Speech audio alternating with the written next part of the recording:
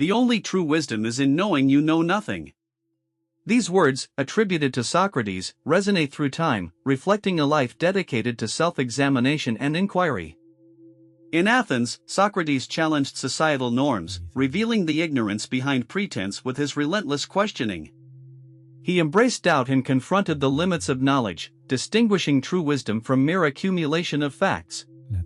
The 5th century BCE was pivotal in Greece, where Athens flourished as a cradle of democracy.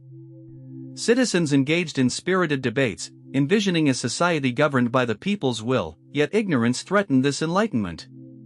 Within the shadow of the majestic Acropolis, the heart of the city pulsed with the energy of philosophical discourse, as the bright blue skies above contrasted against the white marble structures that bore witness to human achievements and aspirations.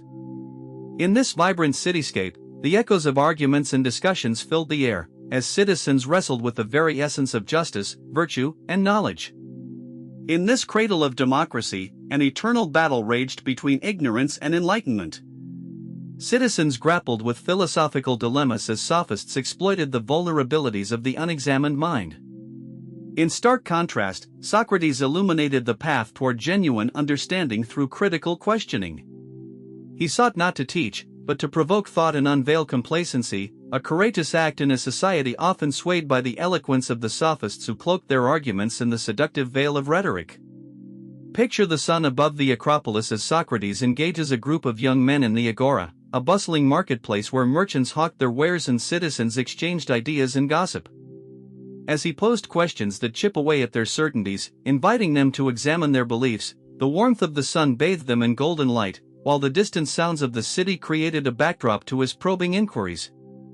This Socratic method sparked introspection, compelling individuals to confront their fallibility. The air crackles as a confident young man shares his opinion on justice, his voice imbued with youthful bravado and certainty. Socrates, with a twinkle in his eye and a gentle smile, gradually reveals the cracks in his argument through skillful questioning, steering the young man towards a place of vulnerability where he can recognize his own uncertainty. This quest for wisdom brought peril. Questioning societal norms put Socrates at odds with powerful figures who felt threatened by his truth-seeking. His method was subversive, challenging the complacency revered in society.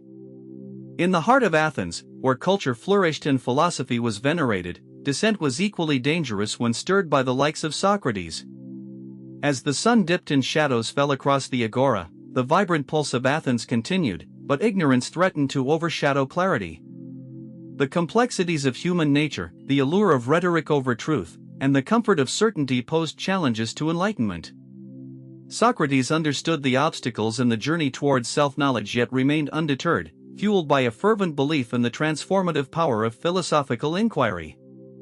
Socrates traversed the marketplace, engaging anyone willing to share thoughts. He found many preferred comforting fallacies to genuine understanding, a troubling pattern in his relentless quest for enlightenment. The enticing aroma of freshly baked bread wafted through the air as he encountered a baker, who proudly proclaimed his knowledge about the best ingredients for bread. Socrates, intrigued, gently asked, "What makes bread truly good? Is it the ingredients alone, or is there an art to baking that you have yet to explore?" The baker, initially confident, soon found himself questioning the very essence of his craft, revealing layers of ignorance hidden beneath the surface of his certainty. In one notable encounter, a group of young men, enamored with the persuasive power of rhetoric, claimed that eloquence could secure their success in life. They stood in a circle, their tunics gleaming in the afternoon sun, each one eager to showcase their skills in argumentation. Socrates questioned them, asking, "What good is persuasive speech if it leads one astray? Can the art of persuasion ever be divorced from the pursuit of truth?" His words hung in the air like a challenge, igniting a spark of self-reflection among them, forcing them to grapple with uncomfortable truths about their own motivations and the moral implications of their rhetoric. Boldly, he introduced the concept of the unexamined life, asserting it is not worth living. True wisdom was not merely about accumulating knowledge, it involved understanding oneself and the motivations driving behavior. This idea ignited self-reflection but incited opposition from the sophists, who saw his questioning as a direct threat to their authority and livelihood. Socrates famously declared, I know that I am intelligent because I know that I know nothing, acknowledging humility as the pathway to wisdom, a statement that, while seemingly paradoxical, served as a cornerstone of his philosophical approach. His pursuit of truth led to heated debates, especially with powerful political leaders who claimed wisdom in governance. As he stood before them, the weight of the moment bore down heavily, the air filled with tension as he dissected their arguments layer by layer. Through incisive questions, he exposed their ignorance, leading to discomfort among them. The murmurs of the crowd heightened, the atmosphere charged with the electric thrill of confrontation as the leaders struggled to maintain their composure under his relentless scrutiny. As the struggle for wisdom intensified, backlash against Socrates grew. His dialectical inquiry, while enlightening, was seen as a threat to the very fabric of Athenian society. Whispers of dissent circulated, Socrates transformed from beloved figure to figure of criticism, the once admired philosopher now seen as a dangerous provocateur. The political landscape of Athens became a tangled web, where alliances shifted, and those once applauding him cast wary glances. Yet, Socrates remained steadfast, driven by a thirst for truth and a commitment to the Socratic method, a method grounded in dialogue that encouraged self-examination. He embodied the spirit of inquiry, walking through the bustling streets adorned with statues of deities, each one a reminder of the tradition of questioning that had defined Athenian culture for centuries. In the agora, Socrates continued his daily practice of questioning, engaging merchants, politicians, and citizens alike. Each inquiry unveiled the complexities of their convictions, revealing the importance of their role in a just society, and sparking an inner dialogue that would linger long after their encounters. Yet, the more he probed, the more hostile the reactions grew. The influential leaders of Athens, threatened by his truth-seeking, sought to silence him. Socrates recognized that his pursuit was a challenge to ignorance, tightening the tension with the establishment. The stakes grew high when he faced a public debate with the sophists, dissecting their claims with precision and clarity.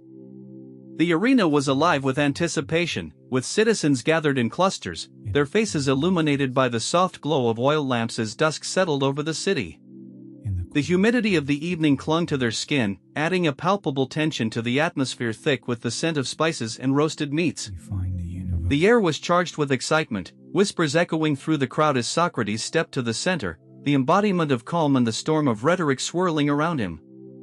Spectators began to see the world through a lens demanding deeper understanding, illustrating the power of critical thinking.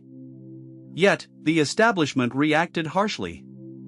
Socrates was charged with impiety and corrupting the youth, a trial reflecting society's struggle with his ideas.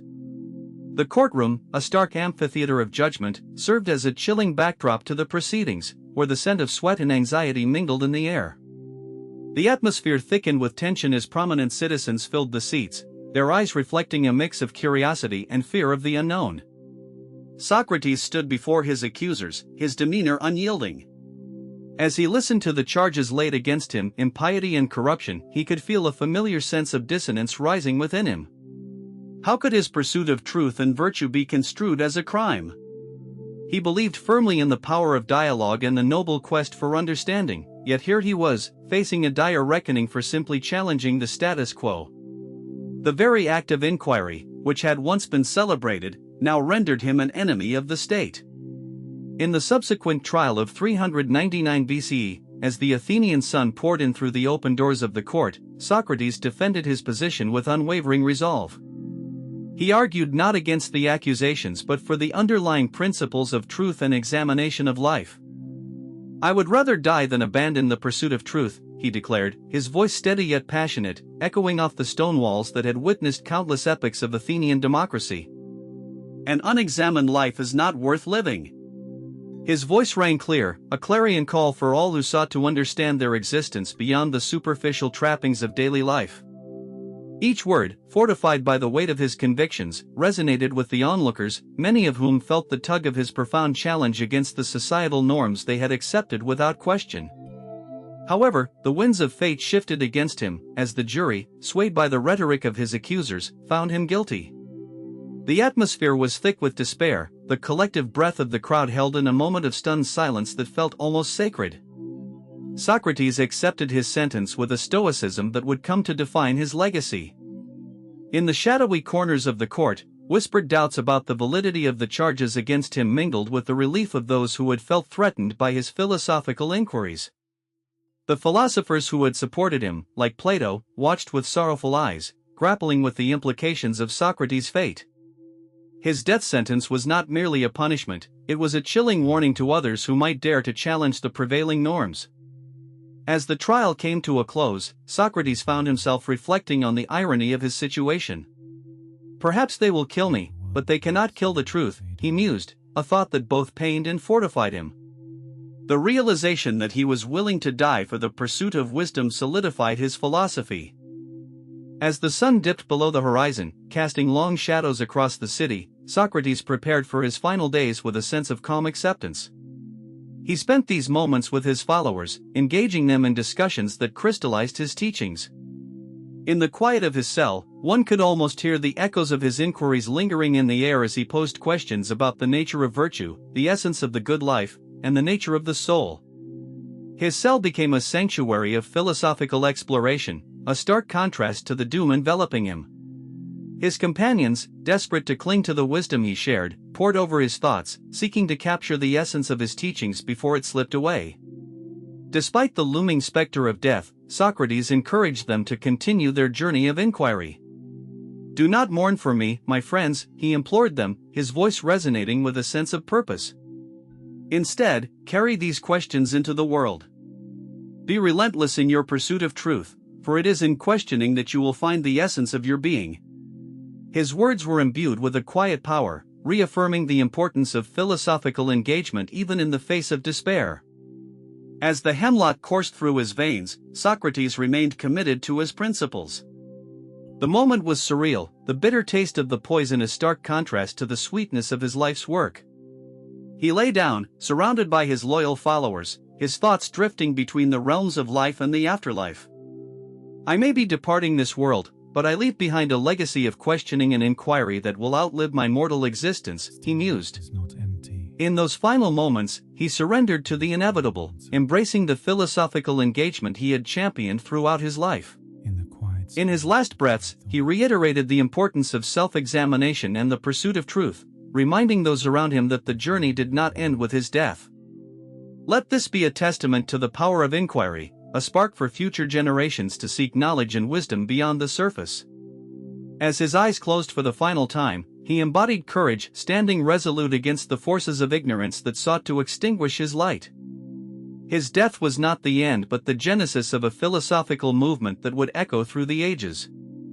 Reflecting on Socrates, we remember his impact on philosophy and human thought. His teachings resonate today in classrooms and conversations worldwide.